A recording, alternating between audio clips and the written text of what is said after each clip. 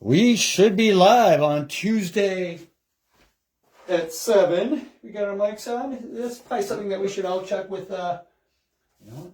I got the mic on there. How's that for a rookie move for me? There we go. I'm letting you turn it off. Yeah. Well, thank you guys for joining us. It is Tuesday. Yeah, what do you got there? Is it showing up there? It's going to be... Thank you guys for joining us. We are at the beginning of May 2026. And so when people watch this, when Andrew and his family looks back and they'll go, man, that was a decade ago. That was a year ago. And you'll be able to stamp this as May 2026. We appreciate you guys joining us as well. Andrew and I collaborated on one of the films. We're going to talk about that. I know that that we have a strong film special effects community, photographers, actors, here in the Tuesday at 7 community. And this is your opportunity to learn from somebody who has been filmmaking, feature films. For 6 years now. 6 years. Yep, 6 years. Wow, it doesn't seem like that. 6 years. Does not seem like that. Crazy to think about. Time flies. But hang on, because we're going to give just a few minutes for folks to sign on. But while we're doing that, last week we were down at the Keene Gallery, and artist, community builder, gallerist Nico Pico Train, musician. We were down at the Keene Gallery, and she does the Keene Zine. And it was a dynamic conversation, and also was one of her models, Holly, in the CLE. And so we had a great time last week. That's over on YouTube. You can watch it in the Tuesday 7 group. But if you were one of those folks that shared that video, your name is in this hat. And if we draw your name, we're going to instant message you. And we're going to go ahead and get you a giveaway. You want to go ahead and pick that winner? Oh, man. Oh, man. Who's it going to be? Who's it going to be? All right, you want to open that up? Ooh. Oh, I'm going to butcher that. Okay. Victor Melaragno. He's an artist. As a matter of fact, he's a piece hanging at the Keene Gallery. Okay. So thank you, Victor. And this is not Victor's first chance at winning. And probably most weeks when this thing goes shared, you got like 1 in 25 or 1 in 30 chances of winning. But Victor, thank you for sharing. Again, Nico and Holly, thank you for allowing us to come in your space and learn a little bit about what you're doing. But we want to welcome you guys here to our Tuesday at 7. It is just an opportunity to gather with creatives once a week on Tuesdays at 7 Eastern Standard Time. Always a great opportunity. I've seen a few of them. Of course, I've been busy and stuff, but you know, you're such a pillar in not just the Cleveland film scene or the special effects community, but just your outreach and stuff. And I thank you for having me. Yeah.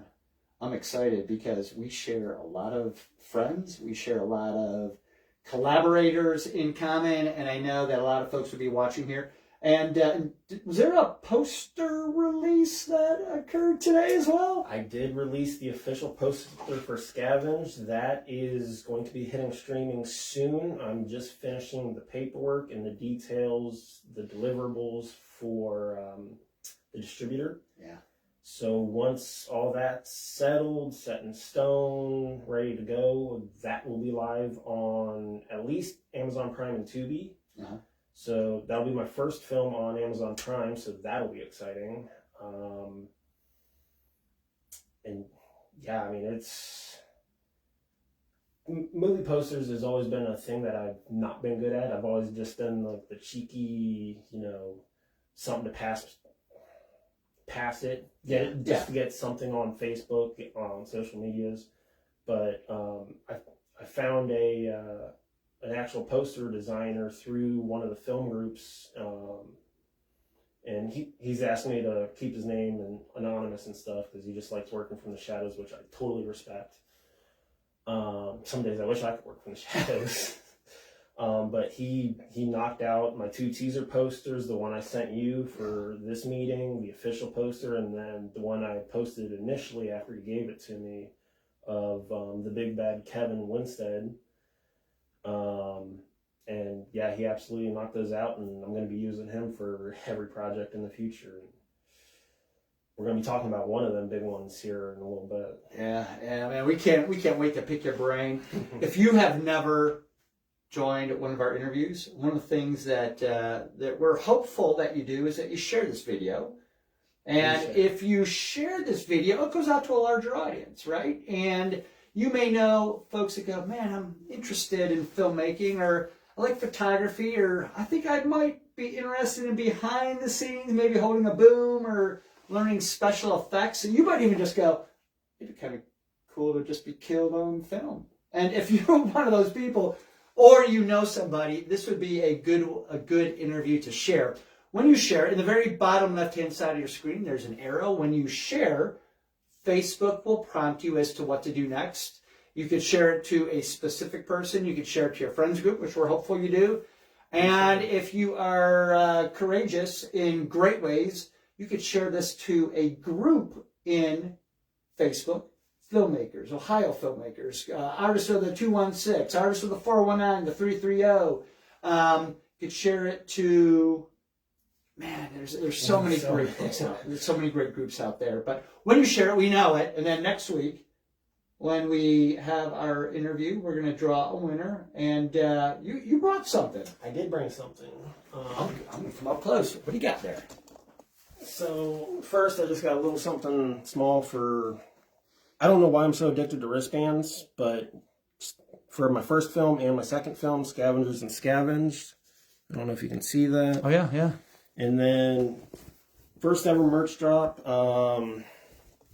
Deadeye Productions. Tell us Deadeye Productions. Yeah, Deadeye Productions. That's my home company. Mm-hmm. Absolutely love it. And then, T-shirt is of Scavenged. Kind of a little personal.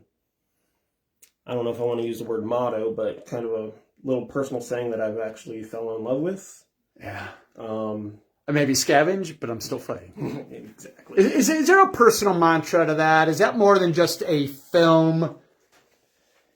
Yeah, I mean, there's been times where I've been kind of like, you don't know what to expect in life. Yeah. Or what's going to happen. So, I mean, I've always kind of resorted to the old saying, live every day like it could be your last. Yeah. Because you never know. So kind of like the Scavengers, the Scavenged, that's kind of where that all kind of originates and comes from.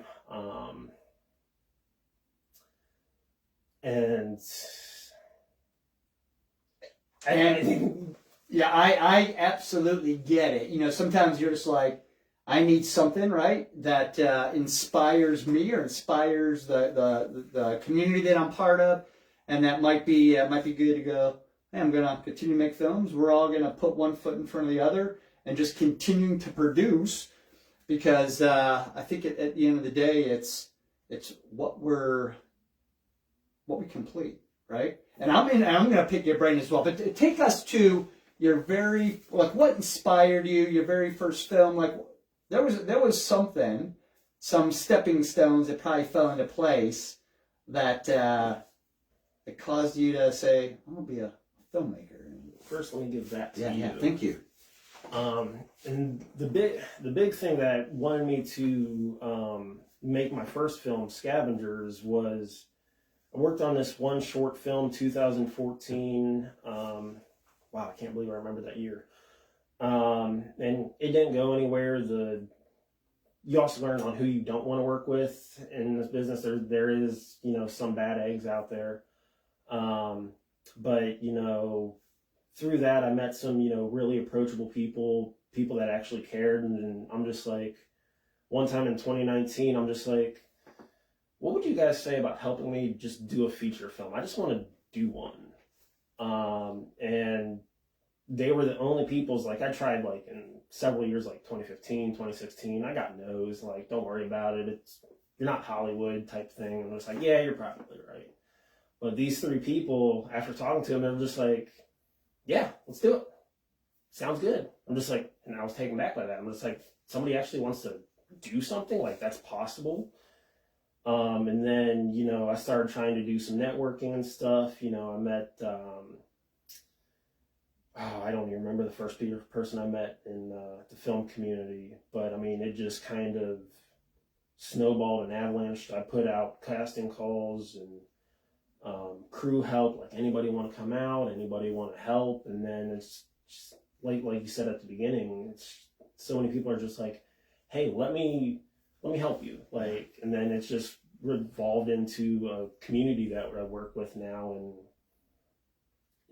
always happy to add more people, always looking for more people, and even going into the project that we're going to talk about and get into later is I'm going to announce a big crew call and see if any creatives out there want to join this project, because it's going to be a huge opportunity. Wait till you hear about that. I remember not too long ago I saw one of Brandon's reels, one of his shorts. He's like, this is what it's like to make a film with your friends, right? And so there's a connecting factor to making a film with friends, because you're up close, you're making a project, you're both we're all pouring our time and effort and our creativity into a common project. And then on the back end of it, right? On the back end of it, you get the opportunity to screen it, which I imagine, I'm going to come back to that question, screening your first feature film, because that has got to be, I don't know what the correct word, I don't want to say cherry on the top of the sundae, because it's way bigger than that, but it's probably the pinnacle of complete, you know? It was definitely a surreal feeling. Yeah. And you mentioned Brandon, and shout out to Brandon if you're watching, man. I absolutely love him. I love working with him. He's actually getting more into the filmmaker's side of it rather than just BTS. So, yeah, absolutely shout out to Brandon. And anytime I'm on set, like whether it's my set or somebody else's set, I always turn into like a goofball. I always try and make people comfortable, make people, because especially if somebody's coming from, West Virginia or out of state, they don't know anybody on the set, especially how tight the Cleveland film community is. Somebody might not feel easy, and I'll just turn into a goofball and just, if I make you smile, I make you laugh, then I've done my job. Whatever my actual job on set is, I've done my job if I make you smile, make you feel welcomed, and I've met a lot of great friends, a lot of great people, just being myself, just being weird per se. 6 years ago, you said was your first, is when you started your first film. Do you think that your approach at it was typical? Was it atypical? Was it a learning? Meaning, I've been on many films, but I haven't written a script. I haven't pulled people together. I haven't been behind the camera. And so I don't even know what order those things fall into. Is it like finding the crew, writing the script? Did you have the script in your mind, halfway written, completed, just waiting for filmmaking? Like, what did that look like for you? So what it looked like for me, it was very unorthodox. It was very, what am I doing-esque. So Scavengers was initially meant to just be a short film. Okay. Just to get my toes wet, get familiar, try and expand and stuff. But then as I'm starting to write the script with, the people that believed in me, and I'm just like, the one thing that I want to do, I'm a stunt junkie, and we can get into that a little bit later. Yeah. So the one thing that I wanted to do for that film is I wanted to get hit by a car. And then we did this, you were actually on set that day, but we actually, for that scene, we actually like really carved up a pumpkin and stuff, and then just completely smashed a windshield, not a pumpkin, a watermelon. And we just smashed a windshield. It looked like my brains just completely splattered. Like, that was the pinnacle of what that short film was going to be. Yeah. And then I'm trying to write the script around it. How do I get it to make sense? How do I get from this character doing this to hitting me with a car, essentially? Like, how do I connect the dots? And it was just, it involved from like a 10-page script to a 20 to just filling in all the connecting details. So it was very unorthodox. It was very weird, but the support that I had was just absolutely backing. Yeah. It was very, very nice to know that I had people that were just like, yeah, whatever you want to do, we'll help you make this a dream. We'll make this dream come true and just help you absolutely achieve it. And it was, I mean, I learned a lot from Scavengers. I learned what to do, what not to do, elevate it. So when I did Scavenge, I already kind of ballparked. I knew what I wanted. I branched out a little bit, and then there are some things on Scavenge that I'm like, okay, that didn't work. That won't work in future, unless I get a Hollywood budget. Then, you know. But when coming for this tournament, this upcoming project called the Tournament, I don't know if I can say the word balls. Yeah. But I'm literally going balls to the walls for this project, and I've got a lot to talk about the tournament. That's going to be an exciting project.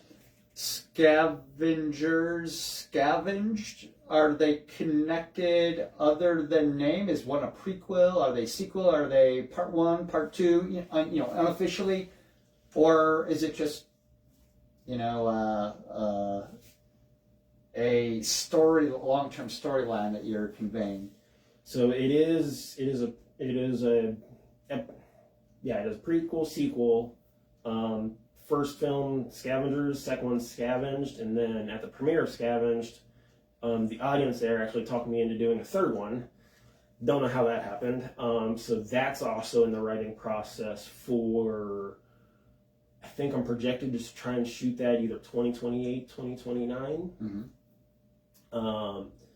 But yeah, I don't even know how it happened, but Okay. I mean, I do love zombies. My whole office is literally just decorated in zombie stuff, from Walking Dead to anything you can imagine, George Romero. And then I've got my own props up there from Scavengers and Scavenged, and it's just a sanctuary up there for me. So zombies are definitely a home for me. But with this tournament, the reason I'm pushing back the third installment is I want to branch out from zombies. I don't want to just be the zombie film guy. Yeah. So we're going to the tournament, which is pure action, high adrenaline, and a high body count. High body count. I know what that means. What does that mean for those folks that watch? Is it going to be a lot of kills? It can be anything. I mean, obviously, you probably don't even know if you can see somebody run over by a car, a head splat on a windshield. High body count.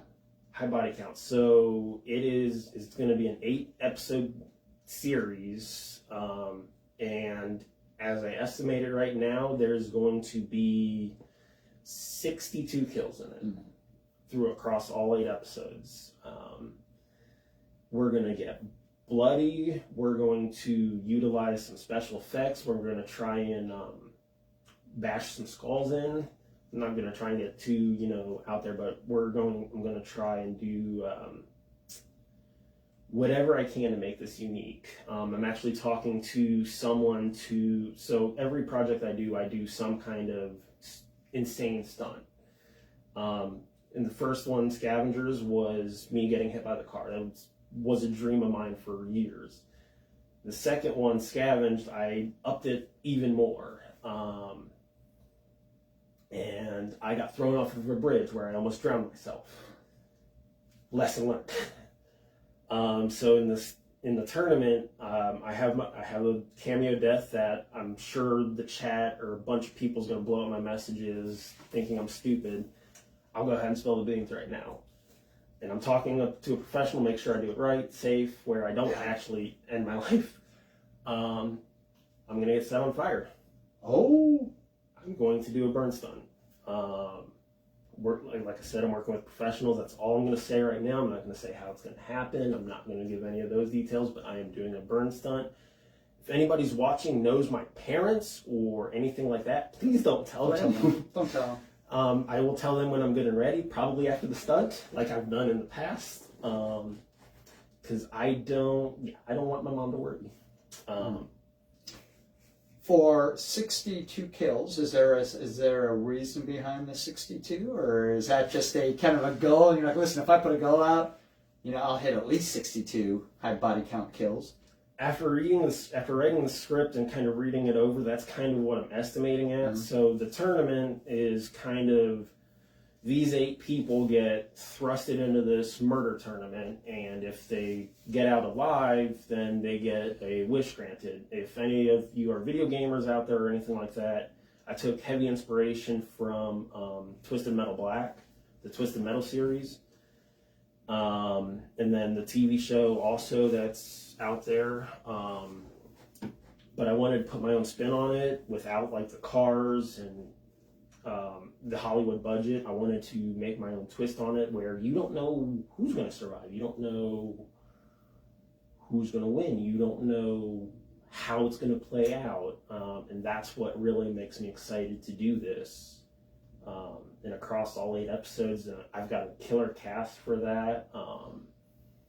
Are you looking for some people to get killed? 62 is a lot of people. Yep, so majority of the kills are going to be in the tournament itself between all 8 main characters. But there's going to be a lot of extras where one of them is going to be my burn stunt, is going to be my cameo, and then there's going to be some people that die to a wrench. There's going to be people getting shot by, sniper rifles, guns, plenty of opportunity for extras. If you're just getting started or, you wanted a significant death in a project, it's always weird to say, hey, do you want to die? But then again, I say that and I'm like, I get a bunch of people like, yeah, I'll die. So yeah, I mean, there's plenty of opportunity to be on camera and be like, get a real significant kill. If you're one of those people that just want to say that you've died in a film, died in a project, this would be a great opportunity because there's, outside of the main tournament kills, I think there's about 10 or 11 kills. I'd say, I'm just going to guesstimate 10 because of my fire stunt. Here's your chance. Yeah, come, hit me up. I can give you like my social or my email and stuff. Yeah, what we have here is we're going to grab some of that. You want to throw out your email right now? Yeah, Deadeye. I wish I had it wrote down. Deadeye Productions 22 at gmail.com. You can say you saw off of Tuesday at 7. You can even send me a message on Facebook. I have several friend requests pending, so if you send me a friend request, also send me a message. Say, hey, I saw your interview. This is what I want to do. I'm a cameraman. I just want to die. I just want to do whatever. Send me that message so I know where you're seeing me at, and it's just not some random out of the blue friend request. Yeah, and if you place that email address in the comments, we'll throw another name into the share hat so you have a chance. And again, if you haven't been watching from the very beginning, at the very bottom left-hand side of your screen, there's an arrow. When you press that arrow, we know it, and we're going to put your name into the hat. And if your name is drawn next week, you have the opportunity for a Deadeye Productions shirt, 2-sided, and a couple. I like wristbands too. I like them because they're reminders. I think they're good motivational pieces for folks. But what was that email address again? DeadeyeProductions22 at gmail.com. First one that puts it in it, we'll throw that out there. Deadeye Productions. Where did that come from? And is it a group that people can kind of keep an eye on, or? There is a Facebook group. I typically only post in that like when there's a major update or a major announcement, and then obviously I immediately share it to my personal page. It's just Deadeye Productions on Facebook, on Instagram. Instagram I'm bad about posting because I don't really understand that platform. Even my personal Instagram is very lackluster. Facebook I do I can't speak primarily of all my business and stuff like that. and yeah, shoot that. I can't talk. Either shoot Data Productions a message, say, hey, I'm interested in doing whatever, you know. There's a lot of big opportunity for this tournament, which we can talk more about in a bit. And if you're interested on anything, you know, whatever you do, whatever you're good at, just send me a message what you're looking to do, and I'll get back to you. I'm normally pretty good about checking stuff. I don't even know all the names of the very important roles, because you've got producer, director, gaffer, boom operator, you've got the people who are doing the score, you've got actors, you've got effects, you've got all those things. I imagine that for those who are like, nah, I'm not quite sure I want to, you know, die on film, but I'm interested in this, that would be a good, you know, opportunity for you to connect to, because a full-length film, 3 in the works, that takes an army. Yes. To get that done. Tell us real quickly about, you decide to make a film. It was going to be a short film. It turned out to be a full-length feature. Mm-hmm. You're assembling a group. Some of them probably with a lot of experience. Some of them probably that were newer to the filmmaking. You create this film, and then you gather together. Tell me about the first screening. Where that showed. Was it private? Was it with the group? And then tell me what that felt like to you. First off, Scavengers was filmed primarily at I just lost the name of the drive-in. So we shot primarily of it at a drive-in in Ravenna. I'll give a cookie to whoever remembers that name. Yeah, throw it out there, because somebody's gonna go, yeah, this is the drive-in. But the drive-in in Ravenna, I don't know why it's escaping me. But then I worked with the owner of that, and they let me show the premiere there. Saw it at the drive-in theater. Yep. On a big screen. Yeah. Outside. And that was so surreal. I had cast coming down from New York, from Indiana, Pennsylvania, or sorry, not Pittsburgh. Well, I guess Pittsburgh's in Pittsburgh. Anyway, yeah. So I had a bunch of people coming in, and it was a really good turnout. And I'm still friends with them, still talking to them. I'm gonna try and do. A lot of people want me to do another premiere for Scavenge at the drive-in. That might be on the horizon after I get it to streaming and then DVDs and stuff. I might even do a double feature if they let me. So you go from film to premiere, and then the work shifts, right? Because it's like, okay, now how do we get a larger audience to view this, mm-hmm. right? And it's probably film festivals. It's probably looking for opportunities to stream. What does that look like? And did Scavengers end up in the kind of the filmmaker, like the film community in film fests and such? Yeah, so Scavengers was actually obviously my first film. It was my first introduction to all Film Freeway, where everybody always submits all their projects to various film festivals.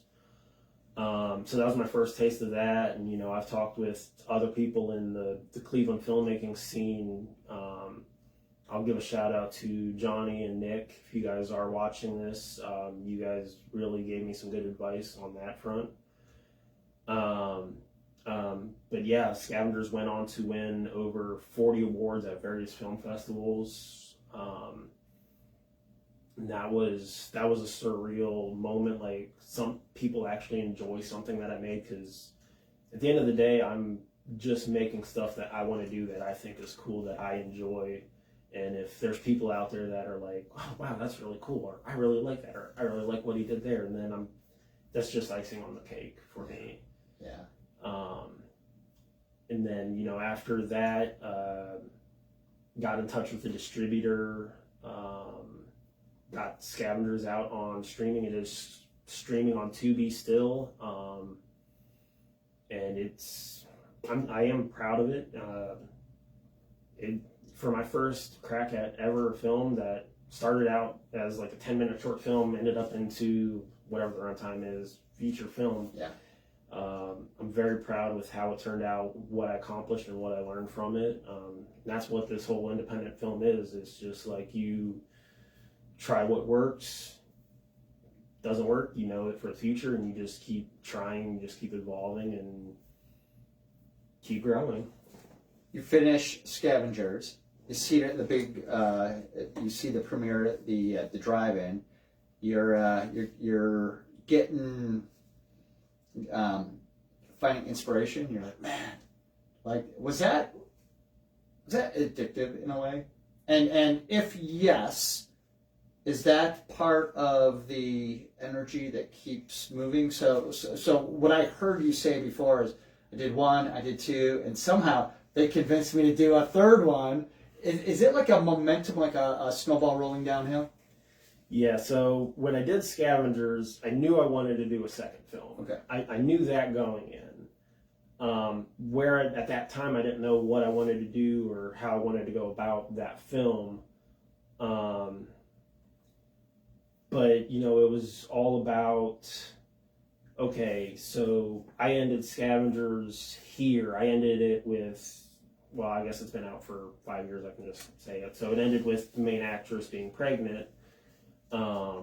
And stuff like that. So I'm like, okay, so in the next film there's going to be some sort of child involved in some aspect. So I started playing with that. You know, some things fell through with talent and plans and stuff like that, unfortunately.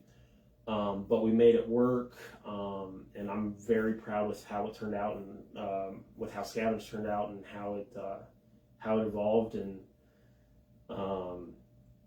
the connections and stuff that I made from that is just growing into where I'm at right now. Yeah, I've had a few filmmaking friends who I've asked them just personally, right? Either part of a project or just curious, and I'm like, so what's your intention behind this film? And they're like, it's to make the next one.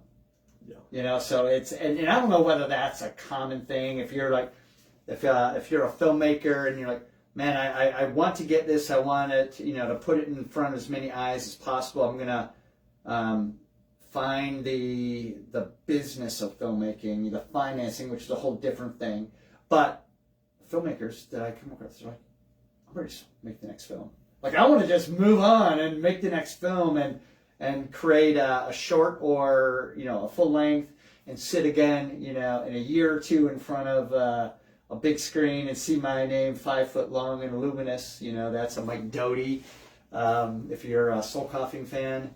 Yeah, but I remember the first time I saw my name, you know, on the credits 5 foot long and luminous. And that inspired me to keep going. And there's something about credits, right? And I love because I remember going to see movies on the big screen with my friends who were part of those films. Mm-hmm. And we all learned to sit through the credits because we wanted to find out who was working the movie. Where's my name? Where's my name? Yeah, right? Yeah, no, absolutely. And jumping back to what you were saying about you know, leading into the next film and stuff, like once my core team, the people that believed in me to do Scavengers, once the four of us are happy with it, with that project and stuff, I'm already thinking about the next one. Like the premieres and stuff, this is going to sound cheesy or whatnot, but the premieres I don't really care for. It's going to be a hot take. The premieres, because when I'm editing it, because I edit all my own stuff, I've watched the film 500 times. I know everything that's going to happen. I know how it's playing out. The premiere isn't as exciting for me, which, again, might sound weird to the other filmmakers and stuff, but whenever I do the premieres and stuff or something, seeing the joy on, like, the talent's faces that come to it, or seeing them react to, you know, a brutal zombie kill, or seeing them like, oh my God, I'm on screen. You know, that makes me smile. That makes me happy. Like, so I always try and do the premiere to make those that gave me their time, gave me their effort, can't even talk, I want to make it worth their while. Like Scavenge, I partnered with this really cool. I wish I brought one of my examples, but I partnered with this really cool dude that does like twisted wire art and stuff like that. I made all the main cast. I had him make. I didn't make it. I had him make like this really cool wire art figure of their character. And I presented it to them at the premiere. And unless somebody was lying to me, I hope they weren't, they all really enjoyed that sentiment. And, you know, again, it's the premieres, it doesn't do much for me, but seeing them react and be happy and love that the work that they put into it, that puts a smile on my face. Yeah. If you guys have ever been here at the Miller House, and you've been in the basement, you'll know that we have a theater over on this side. So on the other side of this wall is our theater, and we actually screened the Dead Matter inside that theater. And the filmmaker, Ed Douglas, he handed everybody clipboards, and it was a pre-screen. He's like, "Are there gaps that we need to close? Is that a process that you employ, or is that a process that's pretty regular?" I just don't know. It was cool to be part of that. Is there a pre-screening, or do you put out the final edit and go, all right, we're going to go and cast vision for the next film? So typically what I do is the people that, you know, put their trust into me all the way back in Scavengers and stuff, you know, I always give them a cut of what I think the final is going to be or what I think it should be, because a lot of the times they're on other people's projects and stuff. People are just, you know, some people sugarcoat stuff. Yeah. And it's just like, oh, it was really good, really good. And I don't necessarily want that. I want to be like, oh, hey, this wasn't good. This, I recommend you change this, or, you know, I would adjust this a little bit and stuff like that. And I know these people, and I'm just going to give them a shout out because they deserve every ounce of me being here right now. Larry DeBose, Blade and Trinity Hinton, I absolutely love you three. We're gonna tag you, and we're gonna stamp the minute that this comes up too, because these credits, these call outs are really important, because you probably wouldn't be at this position if it wasn't for people who, you know, came alongside you, right? Yeah, 100%. So those three names again?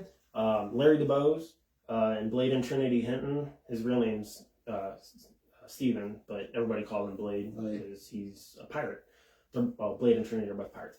Anyway, those three believe in me, so I know that whenever I give them a cut of a film and stuff, they always give me a straight answer, whether something doesn't look right, something isn't functional, something isn't, you know, just doesn't vibe well. They'll give me their honest feedback, and I know I can trust that, and I can work off of that, and I know they're not trying to do it to hurt my feelings, or I tried giving feedback on somebody's film. I'm like, hey, try and adjust this, like this doesn't quite right, and then he took it as a personal attack.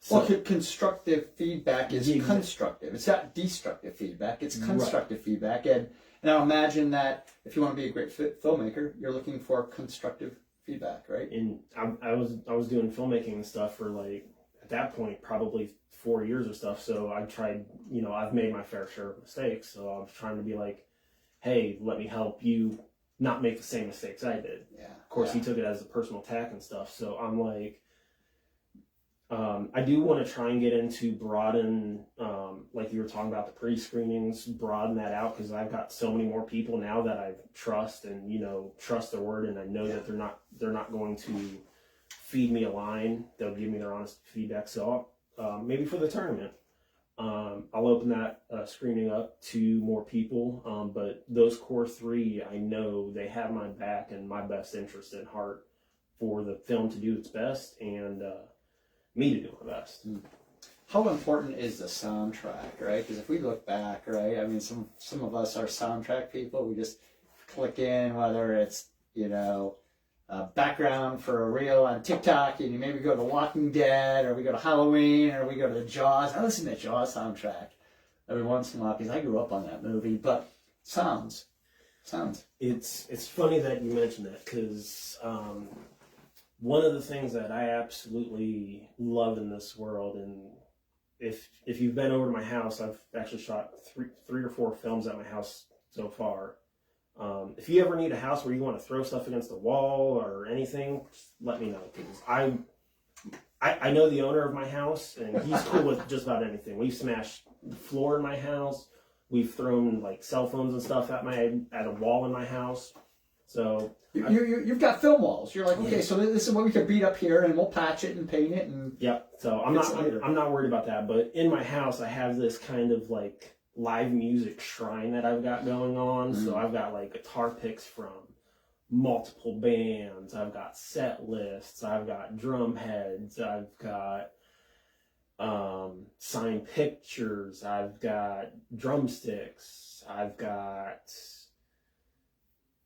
anything that you would see at like a concert or something. I've got something from like typically every show that I've gone to. I haven't counted anything yet. So live music, and then soundtrack. I always want to try and make sure like it's the best that it can be. Yeah. So for Scavengers, I kind of obviously didn't know anybody, didn't know what was going on. Oh, excuse me. Scavengers, film 1, Scavenged, film 2. So yeah, I was in Scavengers. I kind of played around with, music and stuff. Kind of did the whole free music side. There's a bunch of websites and stuff you can get, uncopywritten music and stuff. And then Scavenged, like I said, I've been to a lot of concerts and stuff.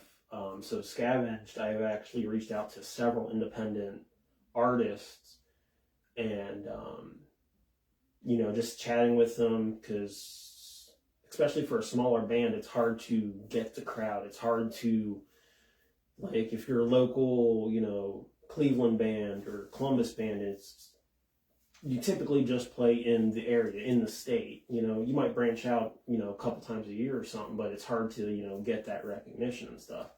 So I started talking to them, and I'm just like, what if I pay for rights to use one of your songs in the project, get you guys more attention on a national scale, give you guys, some recognition and stuff. And, that's so far worked well for me. And, I'm excited to, there's so many bands, so I won't be able to name them all, especially with what I got coming up for the tournament. Yeah.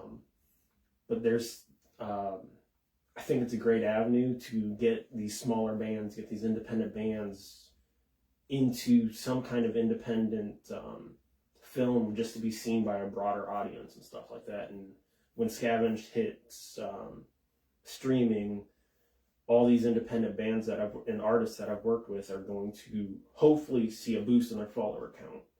You had said hopeful Tubi, Amazon Prime for the latest Scavenged. Yep. And so I would imagine that collaboration is something, I use the word, and I'm sure, believe me, I heard it someplace. I don't remember where I heard it, but multiplying audiences, right? So if you've got 2 or 3 bands, right, and they're up and coming, or they're recognized, you've got your film, you've got this collaboration going on, then all of a sudden, all those, if you can multiply the audiences, then the film audiences see, hears their music. Their music audiences sees their film. The effects people, they're like, you gotta watch this effect. Even if it ends up on a shirt, they're like, now all of a sudden magic's happening because the collaboration results in multiplying audiences. And that's interesting. Now you gave me like one drip, one drip of exciting collaboration that might be in the works. Tell me about that. So, let me break the news with this first. So, okay. When Scavenged hits live on streaming, one of the bands that I had the pleasure of working with did something really cool. It's one of a kind, and when it hits streaming, I'm going to do a live auction, I'm going to figure it out. But this is going to go to a lucky winner, perfectly designed for me. Only up until now, only 5 people has laid eyes on this. This is going to go to the winner of that auction. It's Adelita's Way out of Las Vegas. It's got the whole band signed it, and then the name of the film along with my production company, and a zombie rocking out. So memorabilia, autographs, music, like all that's coming together, and then you're going to auction it off, which will help fund the funds that's going to help to the next movie, or is that a different cause? What is that? So what I'm going to do with the money made from this promotion is going to I'm working on partnering with kind of like a suicide awareness foundation, because those that have been to my premieres, there was a time in my life where I have struggled with that avenue. I'm not going to try and dive down that road, because that's the past. I want to kind of leave it in the past and just look to the bright future. But when I was talking with bands, like, this is just one of the artists from Scavenge that donated something. I've got signed pictures from another artist, and then something else donated from another artist. So part of the funds raised by this is going to go to that foundation. I would imagine that having a cause, right, and now in collaboration, artists coming together, multiplying audiences, but saying, you know what I mean? If I were to look if one were to look in the rearview mirror and say, along my life's journey, I was challenged by this or by that, and I'm not going to let it hold me back, but I'm going to remember that that was a milestone that or a hurdle that I overcame, and if we overcome that, we know there's people that are dealing with those same challenges, and if you're like, listen, I've been there, I know what it's like, and you just have to continue, finding a changed focus. And if the focus is, my purpose is to make films and to collaborate and to do these things, right, and to point the way, shine a flashlight out for people who might be struggling, that's really admirable. And that's the whole goal of it. Like, I mean, all the money that I raise whenever I do that auction, I could easily just dump into my next project and stuff. But yeah, that helps me, but that doesn't do much for others. And whenever I've had a few encounters of people asking me, how did I get over it and get over that hump and stuff? And the 2 things that I'm doing now is live music and movies. That's what got me through it. That's my love. That's my bread and butter. That's my existence for waking up. That's my existence for going to work every day. Like, I want to make movies that I'm proud of, that I love, and if other people find that sentiment or they love that the movies that I make or the projects that I do, then I'm happy to share that with them. Yeah. And then music, some people just use it as a background crutch or doing dishes and stuff, which is obviously perfectly fine. But like, when you're feeling that way and you hear those lyrics of your favorite song or whatnot, the big one that always hits for me is Papa Roach's Last Resort. That was a childhood memory right there. So somebody put the YouTube link here in the comments here, because I want people to be able to click and hear that sound, hear that song. Yeah, that was the one that really pushed me over the edge. And I've done meet and greets. I've actually met with, the band of Papa Roach and, several other bands and stuff. And, I just, any way that I can support independent bands, my favorite bands, anything to do, I'm going to do. Just give them attention, give them focus, and if it's financial, attend their concerts. One of the bands that I've been working with lately, it's just like, some of the bigger concerts might cost, $500, $600 for like pit tickets, or like even $100 for, you know, nosebleeds or whatever the prices are these days, I always go pit.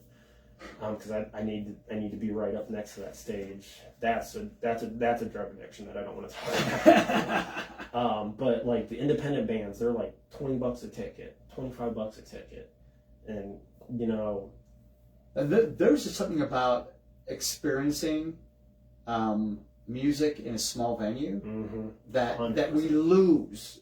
We lose when we're surrounded by 25 or 50,000 people and we're up in nosebleeds. Like I last week I just came up to Cleveland for 2 concerts. One, I'm talking to that band to use a song in the tournament, and then the other band I'll get into a little bit later, but I'm going to I'm talking to them about getting them to headline a concert. Let's go there. Let's not even talk. Let's go there, because I'm getting jazzed up about the music, the soundtrack, all that, and there's going to be people here that you're taking us up the hill, click, click, click, click, click, and all of a sudden, take us to that good news, the band, the sounds, tournament, because as we're kind of rounding third here, people are getting jazzed up here. I've been told that I am a terrible tease when it comes to like movie stuff and stuff like that, and I'm just like teasing a bunch of stuff, and sometimes I forget to post about it or share it. So yeah, you're probably right. I don't miss it, because you got me all jazzed up here. I'm gonna wait to mention about the bands that I've been talking to that I haven't signed on yet, because I don't know if they're waiting. They're confirmed. But the big. So in the tournament, one of the characters is a singer, and the wonderful actress that I got casting, Madison. I don't know if you're tuning into this, but thank you for accepting the role. You're amazingly talented, but I wanted to get her up on a stage and actually singing, and you know, trying to decide if I want to like spoil part of her background or not. So she gets kidnapped for this tournament, this death tournament, and her goal. We initially see her like just singing in the street, where probably a lot of artists find themselves. There's some busking out there, right? But I want to get her on stage, so I'm talking with a venue here in Cleveland, try and get that together. I've already got 2 bands confirmed for the concert. Another one I'm talking to on May 22nd. Try and get them involved, and then the big headliner is out of New York. I will tease that. And if I can book them, it's going to be a very packed house. And what I'm going to work with one of the bands is have this singer character come up on stage and actually sing with the band. One band's already all for it, and then I just got to talk to the band on May 22nd, see if they'd be open to it. But get her up on stage, kind of get her doing 2 different kind of emotions or styles of singing. Try not to spoil anything for that. Yeah. And then kind of see how that plays out. And, you know, I made sure that she was comfortable singing on stage, and she's got an impressive resume. Nice. And she said she was okay being on stage. I know at least one band is okay with it, so I'm excited for that to come to fruition. I don't know if that's a word. It is. So I'm excited for that. Those details have been really hard to do, but probably the biggest tease that I've given you ever since I came here is and I've only told a handful of people in person. So I want to walk you back, along with the viewers, back to end of February. So my birthday's in February, and every year I always try and do something special for my birthday, because I always try and do, throughout the year, I always try and include or help as many people as I can. One day, at some point in February, I always try and do a little something for myself. So a little band out of Canada came to Cleveland, I'm sure you guys have heard of him. A little band? A little bit. 3 Days Grace. 3 Days Grace came to Cleveland. Again, childhood band, great memories, and now Adam's back with that band. And the dual singer just works so well. But I bought a very special package with them, and I actually got to sit. If you're friends with me on Facebook, like I've got pictures of me talking to their drummer Neil Sanderson.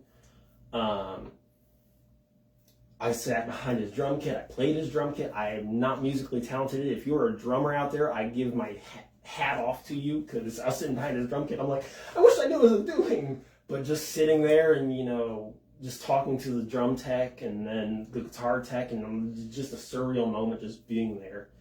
But the reason why I paid the package I did to talk to Neil Sanderson is incredibly nice, by the way.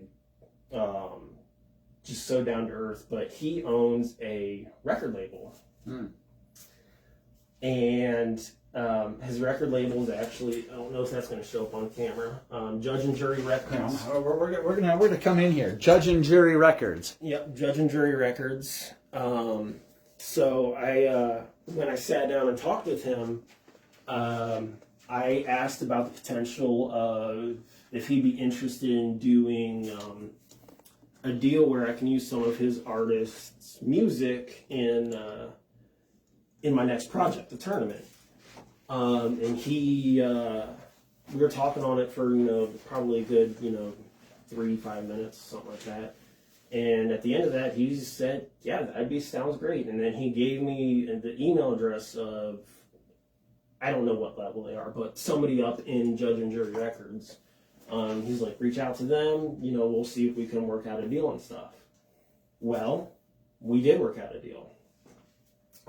They sent me a whole merch bundle. I only brought a few things with me, but like a little guitar pick case and a bunch of like Judge and Jury picks. Oh yeah. So they sent me a merch. Now I'm dropping everything. There you go. So and so, I saw you sport another tee, and I was so yeah, Judge and Jury Records. I'm so excited to work with them. I just got to pay them and then finish the paperwork off of it. And it's going to be an incredible opportunity for this tournament projects to have their backing. They're going to help promote it when it's all out, all 8 episodes. And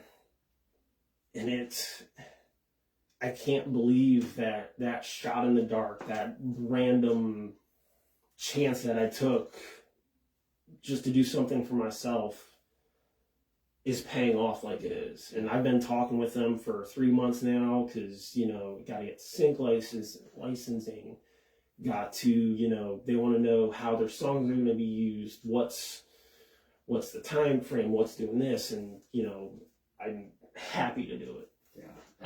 And if you're wondering what kind of artists or stuff that I have access to, so the big ones that I'm using for the tournament are people's probably heard of Saliva.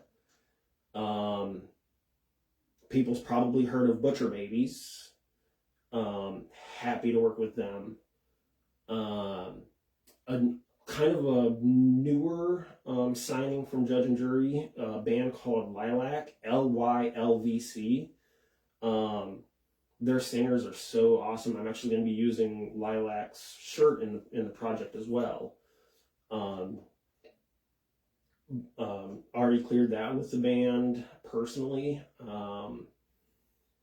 And yeah, just using those bands' music. And then Bobby, I'm terrible at pronouncing, Bobby Amuro, the lead singer of Saliva, his daughter is also signed with Judge and Jury Records, Veda. So one of her original songs, or one of her songs, is going to be in the project also. Soundtrack as well, man. So the potential for this project is the sky's the limit at this point. With having a name like Neil Sanderson and tied to 3 Days Grace with Judge and Jury Records. I forget the head producer guy that Neil's partnered with exclusively, but he's like huge in LA. And just having that opportunity, just making that connection, and who knows, maybe some of the independent bands that have already got signed to the tournament, they might, because everybody in Judge and Jury is basically going to see this whole project. So something could happen for an independent band. I don't know. I'm not going to make any promises or guesses, but like you are dropping, like you are lining up over your 2 feature films, Scavenged, right? Yep. You're still working on pushing, moving those along. You'll be able to see some of those stream, like you said, Tubi. We can see Scavengers. Yep. We're hoping that Scavenge will be on Prime and Tubi. That should be coming, hopefully, you know, I'm not going to ballpark a thing because of all the deliverables and stuff, but that should be coming really soon. Looking to put down, I mean, obviously, it takes time to grab the talent, the music, the writers, the team, the location, the script writing. You're making things happen. I'm trying, and, you know, like I've tried posting on Facebook, like I've always tried making like a post or an update post like, oh, hey, this happened. And then, oh, hey, something else just came up. Oh, well, let me delay that post until I get an answer from this. And then it just kept building up and building up.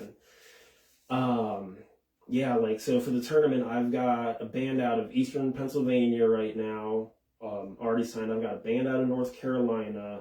I'm in final talks with a band out of Boston. I've got Adelita's Way. They're coming back out for the tournament. And actually for the tournament, there's another character called the Paparazzi.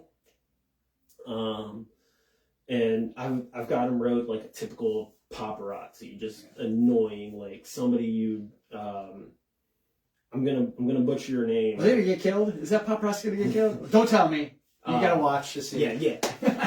I don't know if he's gonna die. I don't know. I don't know. But I don't know if I'm gonna pronounce your name right. Sheriff. I don't know. Please don't hate me. Please don't back out of the project.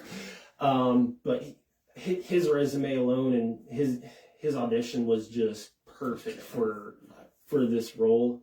But I got the character wrote like you just want to punch him in the face. But I've got already 2 celebrity cameos for the tournament. So one of them is an up-and-coming actress out of Boston.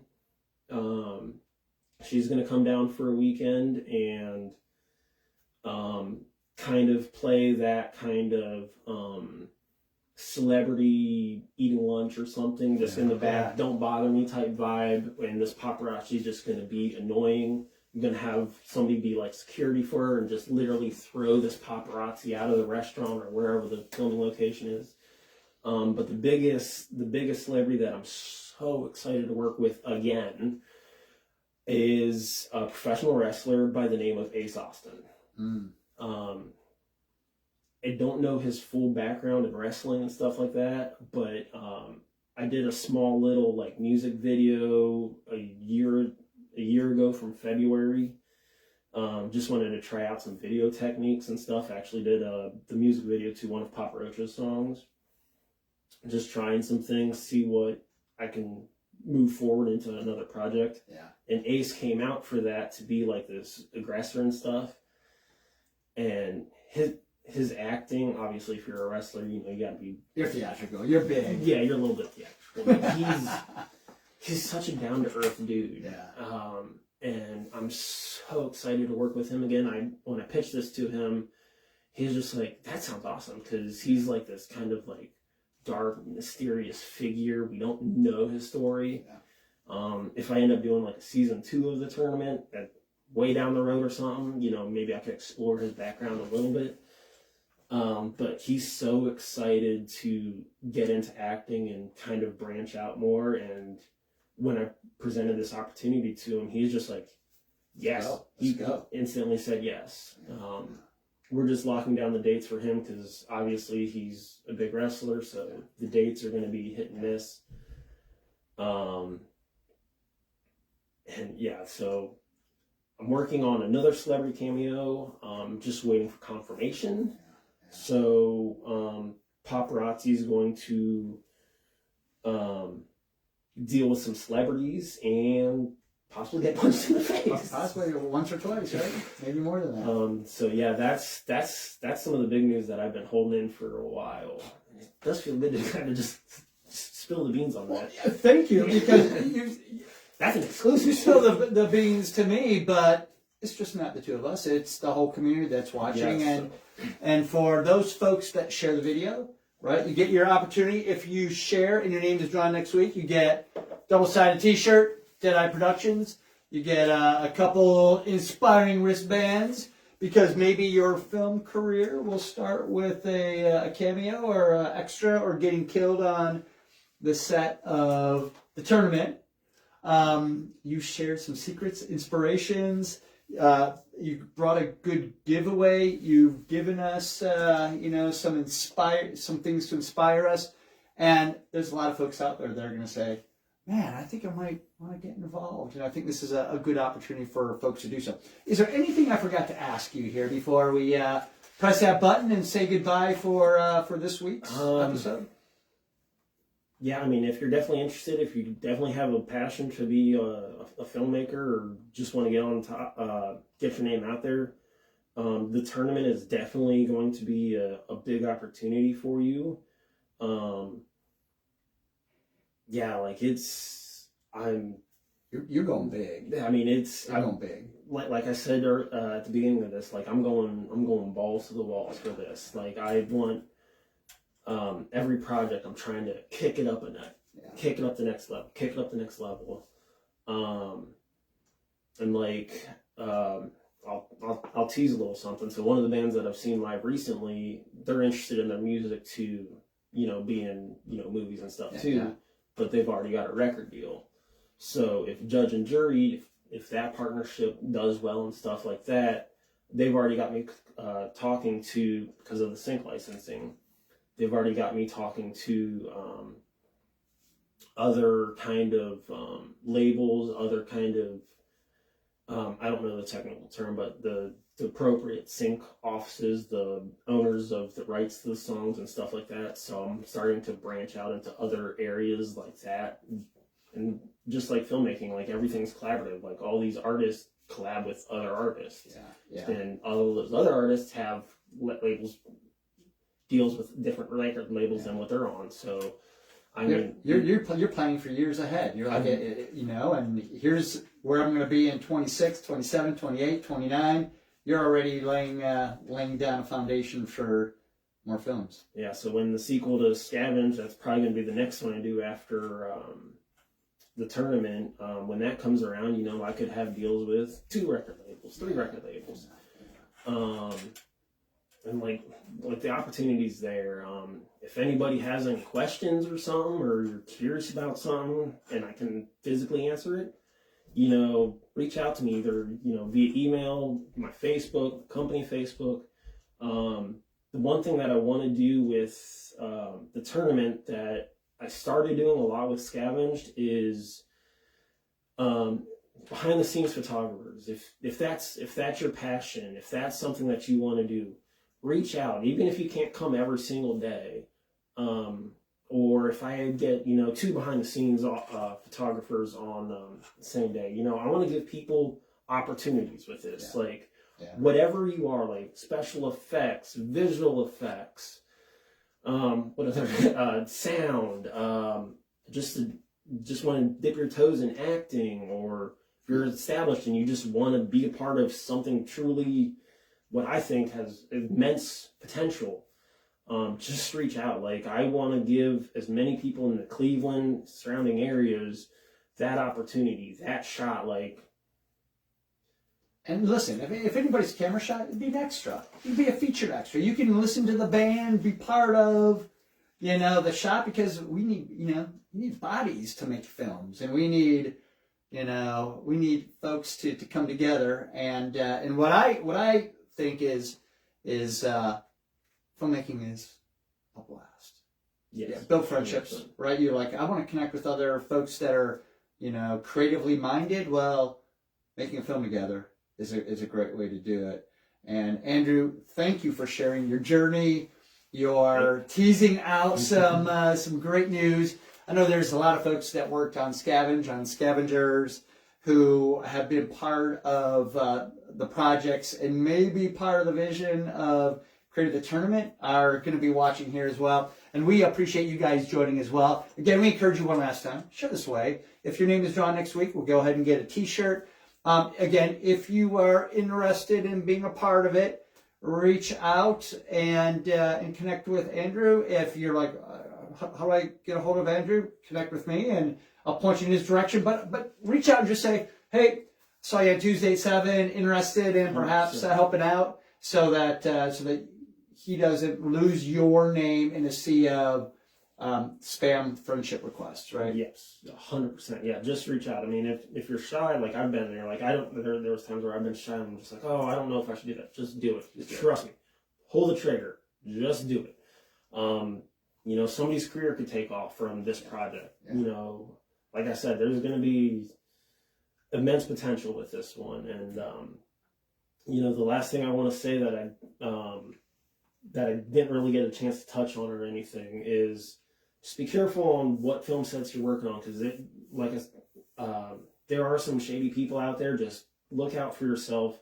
Take care of each other on whatever set you're on. And you like I said, you learn who you want to work with. You learn the good people that you want to be associated with, and just look out for each other, protect each other, and as a community, as I've heard a lot of people call it Cleveland Wood or Clevewood. Let's just make magic. Let's show Hollywood. Let's show the rest of the world what Cleveland, Ohio can do. And let's make some magic happen. All right, we're going to be watching Andrew, and we're going to be pumping the information out into the Tuesday 7 community as well. Thank you, Andrew, for sharing it with us. Thank you guys for joining us. We'll catch you next week. Thank you for having me, Roger.